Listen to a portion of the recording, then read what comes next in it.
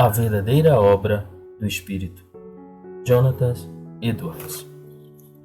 Neste clássico da literatura cristã, Jonathan Edwards expõe brilhantemente o que o apóstolo João ensina na sua primeira carta, especificamente no capítulo 4. Aqui, as exortações para que os cristãos identifiquem as obras do Espírito são realizadas com maestria pelo pregador. As ideias presentes nesse exemplar surgiram a partir da necessidade de os cristãos observarem o que a Bíblia afirma ser obras do Espírito de Deus e evitarem confusões a esse respeito. Por isso, até a atualidade, esta é uma obra essencial ao cristão.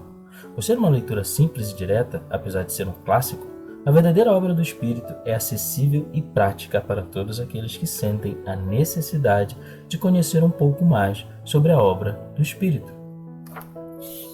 Prefácio do Sr. Cooper ao leitor.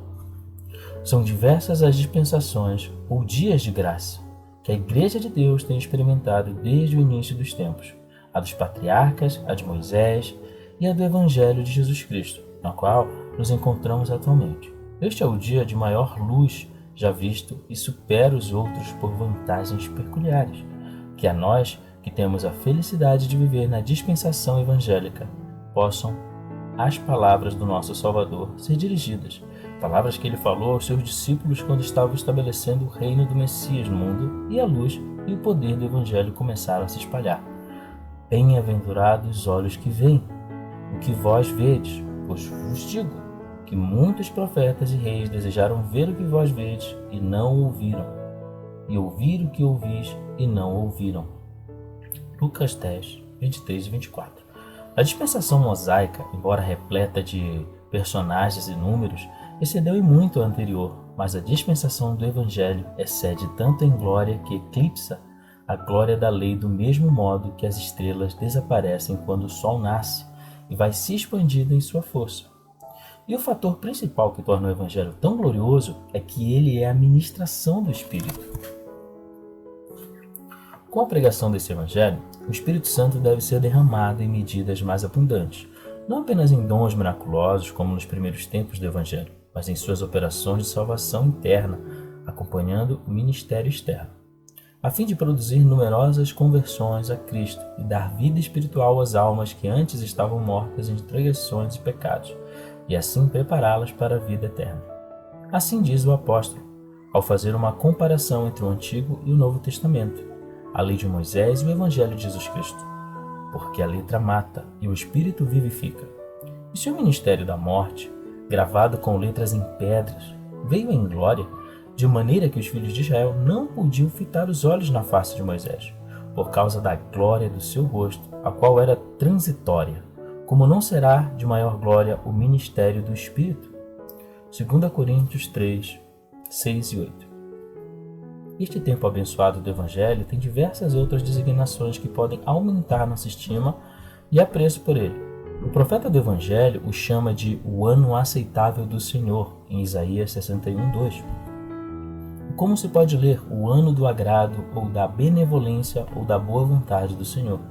Porque seria o período especial em que ele demonstraria sua graça e favor extraordinariamente e distribuiria bênçãos espirituais de modo pleno e liberal. É também nomeado por nosso Salvador a regeneração, em Mateus 19, que pode se referir não somente àquela gloriosa restituição de todas as coisas que se espera no final da dispensação cristã, mas à obra renovadora da graça em almas específicas, realizada desde o início até o fim da tal dispensação. Porém, poucos foram renovados e santificados nas dispensações anteriores, em comparação com os exemplos da graça de Deus nos tempos do Evangelho. Tamanho número foi trazido à Igreja Evangélica em seu início a ponto de dar ocasião à pergunta afável e admirável que, na realidade, foi uma profecia referente à própria Igreja, em Isaías 68. Quem são estes que vêm voando como nuvens e como pombas às suas janelas? Então, o poder do Espírito Divino acompanhou o ministério da palavra, de tal maneira que milhares foram convertidos com um sermão.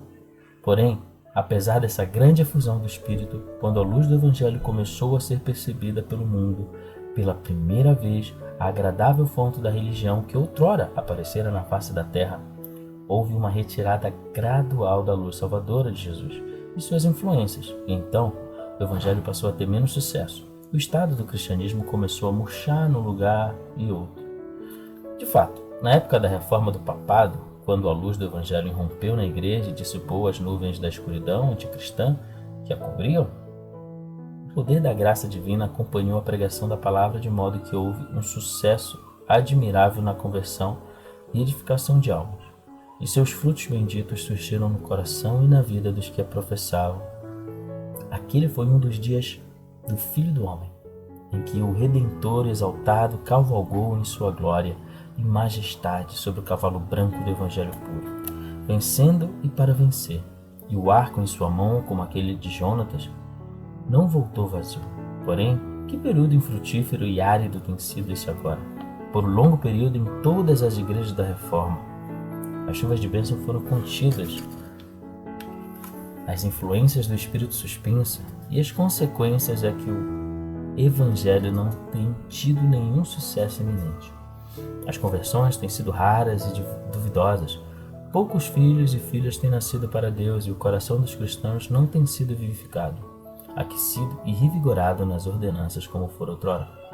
O fato de que este tem sido por muitos anos o triste estado da religião nesta terra, exceto em um ou dois lugares distintos, que às vezes são visitados por uma chuva de misericórdia, enquanto outras cidades e igrejas não a receberam. Será reconhecido por todos que têm os sentidos espirituais exercitados como ministros fiéis e cristãos. Sérios têm expressado com tristeza, consequentemente, tem sido uma petição constante em nossas orações públicas, de Shabá a Shabá, que Deus derrame seu Espírito sobre nós e reavive sua obra no meio dos anos. E além de nossos dias de jejum anual determinados pelo governo, a maioria das igrejas tem reservado dias para buscar o Senhor, por meio da oração e do jejum, para que Ele venha e faça chover justiça sobre nós. E agora? Eis que o Senhor, a quem nós buscamos, veio repentinamente ao seu tempo. A dispensação ou graça na qual estamos agora é certamente algo que nem nós, nem nossos pais viram, e algumas circunstâncias tão maravilhosas que eu acredito que não tenha acontecido algo assim desde o extraordinário derramamento do Espírito imediatamente após a ascensão de nosso Senhor. Os tempos apostólicos parecem ter voltado a nós, pois tem havido grande demonstração do poder e da graça do Espírito Divino nas regiões do seu povo. Além disso, testemunhos maravilhosos da palavra do Evangelho têm sido dados. Lembro-me de uma passagem extraordinária do falecido e culto reverendo Sr. Howard, que acho que pode valer a pena transcrever aqui. Está em seu discurso sobre o estado próspero da Igreja Cristã antes do fim dos tempos pela efusão copiosa do Espírito Santo, na página 80. Neste tempo, diz ele, quando o Espírito for derramado abundantemente, os ministros certamente terão seu quinhão proporcional. E quando este tempo chegar, creio que você ouvirá vários tipos de sermão diferentes, ou aqueles que viverão em tal época ouvirão, do que está acostumado a ouvir hoje em dia. As almas certamente serão tratadas de outro modo. É evidente, diz ele, tristemente evidente, que há uma grande retração do Espírito de Deus, até mesmo em relação a nós. Não sabemos como persuadir as almas quanto ao sentido da vida, como alcançar seu interior. Nossas palavras morrem em nossas bocas ou caem e morrem entre nós e a pessoa. Nós chegamos até a desfalecer quando falamos.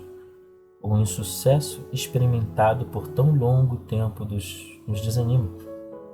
Não falamos com pessoas que esperam prevalecer, que esperam tornar vocês sérios santos, consistentes, conscientes acerca de Deus e fazer vocês caminharem mais como cristãos.